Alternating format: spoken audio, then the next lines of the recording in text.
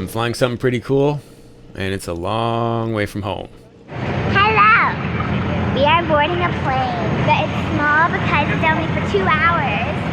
But we're going to, what's it called? Stockholm, Sweden, in Europe, yeah. And we're right now in Amsterdam. So I'm at Hässlö Flygförening, the largest flying club in the Nordic region. I think I pronounced it right. Hässlö Flygförening. One more time. Hässlö Flygförening. Hässlö Flygförening. Go with it. Go. This was from the before times in 2019, and it's about time to start sharing. After nearly 2 years of dealing with all the obvious challenges, reliving this footage from the start of what was meant to be our international year of FlightChops family adventures has been bittersweet. Okay, so I've got the girls in tow with me for a FlightChops mission. We're heading to Sweden. This is pretty exciting. This is the first of the international FlightChops year. So obviously a lot of our plans ended up being canceled for the rest of the year, but we did get a few things done, and this trip in Sweden had a lot of awesome general aviation adventures to share. So I'm in Sweden here, and I just got to meet an RV-14 builder who's just got about 10 hours on his airplane. Beyond tagging along for a lot of the flying that we got to do, Jill and Evelyn definitely enjoyed the local culture. So we are at the climate strike in Europe, Sweden, Stockholm.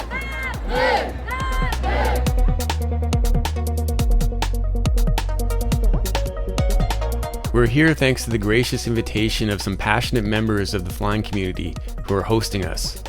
Robert, who you'll meet later, and Henrik, who handled a lot of the logistics. My name is Henrik Borusäter. I'm the chairman of Hässlö Flygförening, and I've been so for 3 years now, trying to make people fly higher, longer and more in Sweden in general. Flying clubs like this here are not common like they are in North America. We're about 700 members, which 350, 400 is flying. We have 16 single-engine aircrafts and 2 twin and 2 helicopters for renting for the members. In general, we don't own any one of these. We are renting them from private owners or small associations, but we're taking care of everything. Future episodes will dive deeper into what it's like to fly with this club. But for now, Henrik set me up with a pretty special treat for day one. So I'm in the countryside in Sweden, and this is my first flying mission. It's a 1941 Klemm 35. It's basically the German tiger moth, an early trainer. Really looking forward to seeing how this thing flies. My name is Patrick, flying here in Sweden, commercial pilot, but I find this more interesting to fly actually. Built slightly before the Second World War, or constructed like as a trainer for the German Air Force. It came to Sweden, I believe, slightly after the Second World War to work as a trainer aircraft in the Swedish Air Force. And the paint scheme it has now is how it looked when it flew in the Swedish Air Force.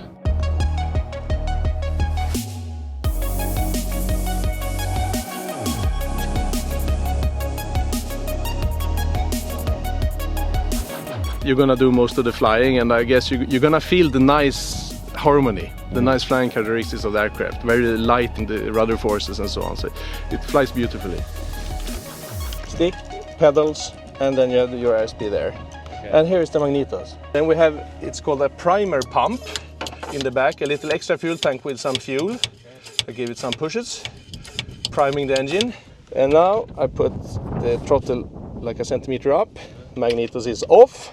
So now I'm going to take 8 blades.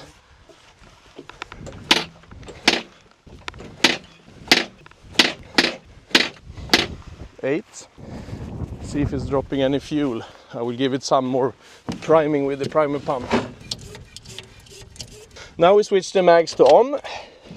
Throttle should be around there. And now when the engine starts, it shouldn't start to roll, but if it does, you can just kill the engine.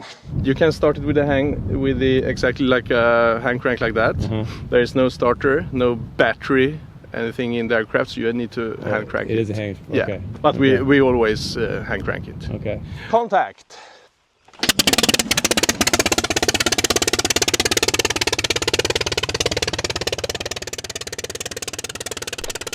Hello, Steve. I got you. You got me? Yeah, I hear you. All right, loud and clear.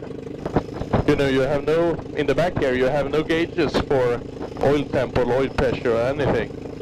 So you just, how do you know your engine's okay? You don't. All right. You listen to it, I suppose. You have one fuel tank in the center, in the fuselage ahead of you. Okay. Which is the one you use for takeoff and landing, because it is fed with gravity. And then we have one tank, the main tank in the right wing, and there you have a fuel pump. That's why you shouldn't take off on the main tank in the wing. If the pump fails, then it will stop. But on this center tank in the fuselage, right, you get fueled by gravity all the time. Okay, let's see if we can taxi up here to the beginning of the runway then. You can taxi your controls. I got it. But you have no brakes, so I can gonna help you with some brakes. All right, that's a good power there.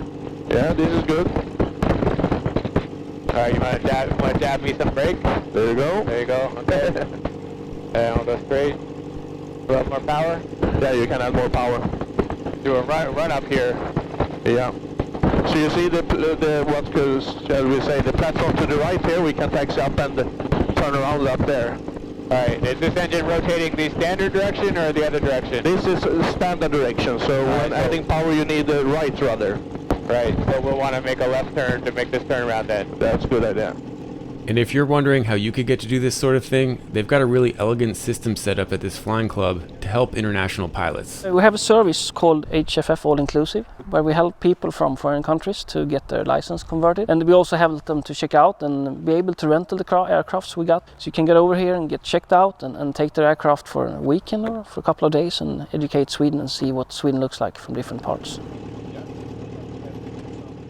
Get ready to follow the bouncing camera. Mounting in this mostly fabric cockpit was a challenge, but we made do as best we could. And this camera up here is not sticking very good, so if I say take control, I'll just try to deal with it if it falls.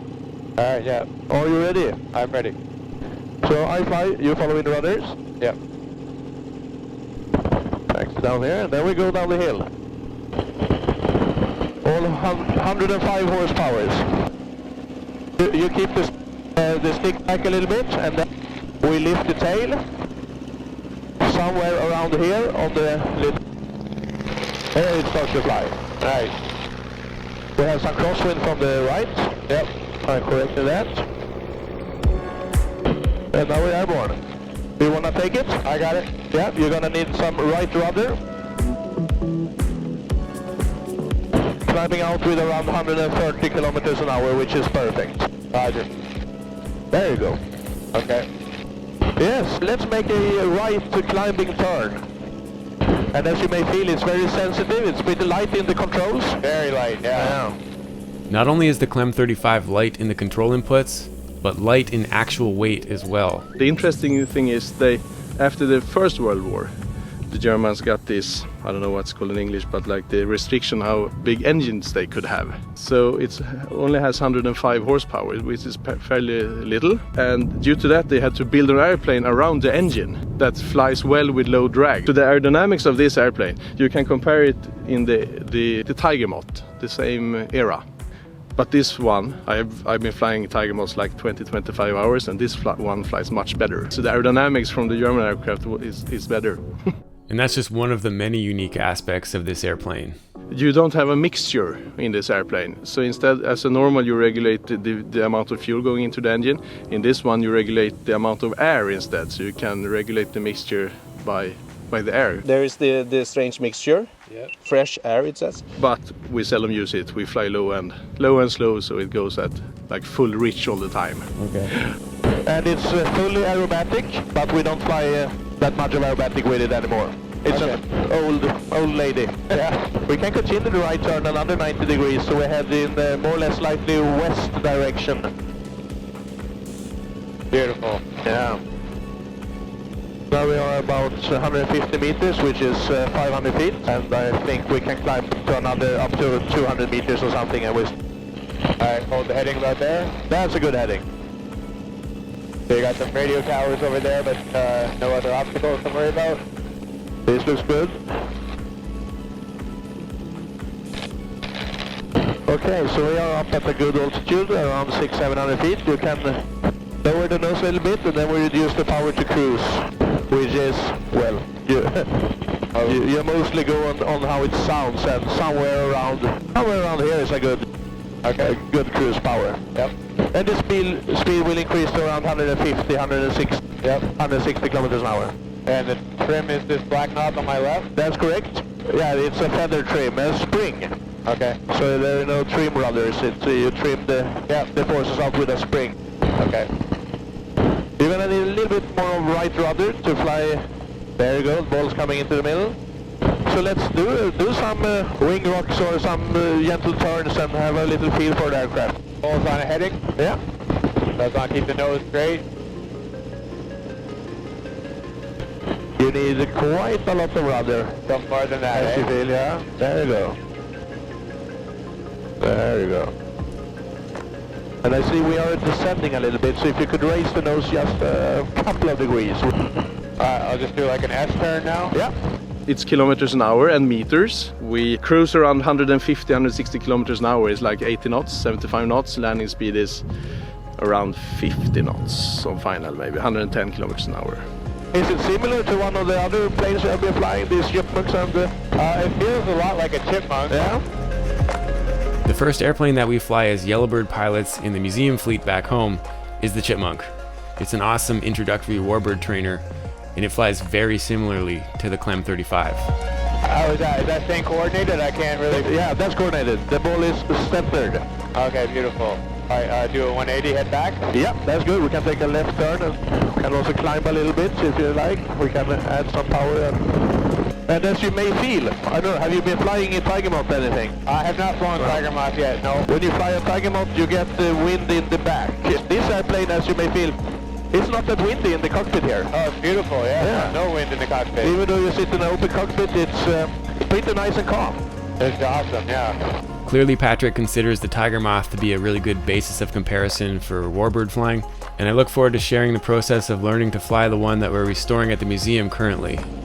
I think this must have been a perfect trainer to learn people how to fly, because you need to use the correct inputs of rudder, but it's still light and controls, easy to fly. Reduce power a little bit? Yeah. Can you show me some of those? I just want to see how much rudder you're going to use. My controls? Yeah, you got it. I'm going to aim amongst the water here. Yeah. Something like this. Yeah, that's a lot more than I was doing. Okay. You see? Yeah.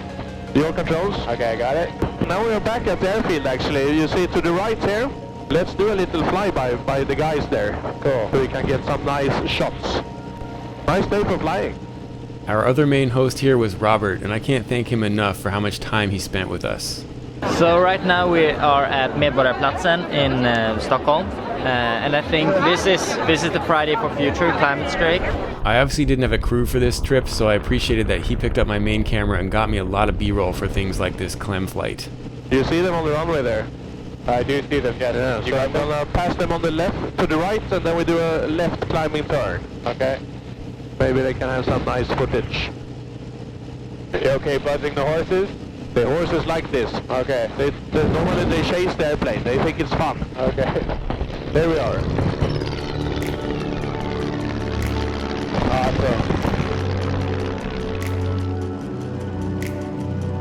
Let's see if we can do a little flyby along the runway as well. Okay.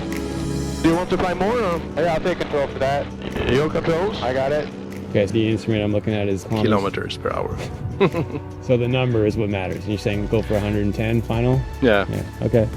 This is good. You can pass along the runway. Okay. And leave the power where it is? Yeah, a little less actually, so we don't get to too high speed. I can help you a little bit with the throttle.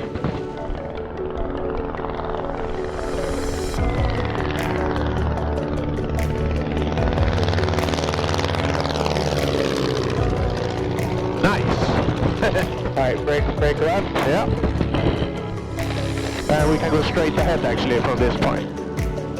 Okay, and then do a left pattern or? Yeah, I think, are we satisfied? Shall we go back to landing or? Yeah. Good. My controls? You got it. We do a pass from the other side as well, and then a brake right for a left-hand circuit for landing. Okay.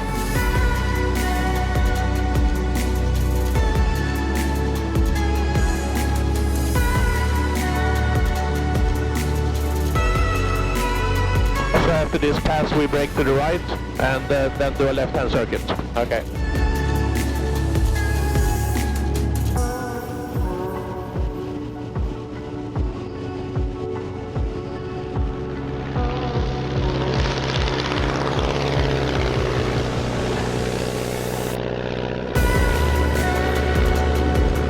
Speaking of the landing, those older aircraft, when you sit in the back, you don't see that much forward, so I always do some side slips to point the nose away so I can see where I'm going.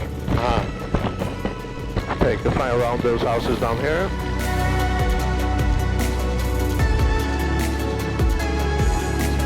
Now we have some tailwind on the base leg, which means you need to turn around to get into the runway. Then I fly a little bit of a, I don't know, not a straight final since we have the trees to the right of us. Yeah.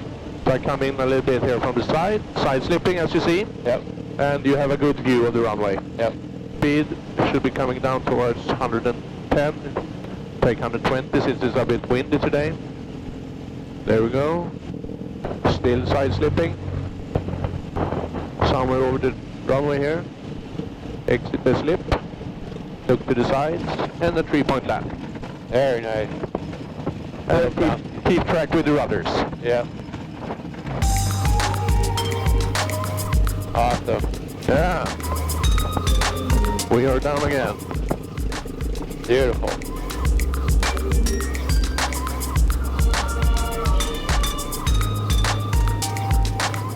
So before I quit the engine now, or stop the engine, I have turned the fuel selector to fuel off. Just to empty the lines a little bit, the fuel lines.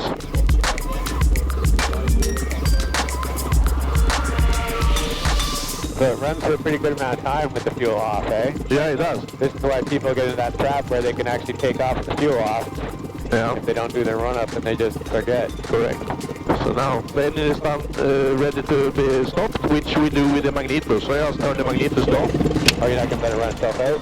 No. There we go. Some history flying. Yeah, that was beautiful. Flies real nice. Like, feels like a chipmunk a little bit lighter. Yeah, I like the chipmunk without the roof. Yeah. A bunch more episodes will be coming from this Sweden trip. I'm going to be mixing and matching those with some of the current stuff that I've shot recently. And until next time, keep your flight chops sharp. So I'm going to roll on that. Read that to me one more time. It's maximum speed for flying in bad visibility with the risk of obstacles. So in other words, if there's something in your way, you'll be able to dodge it. Speed for dodging. That's IFR from back in the day. Yeah.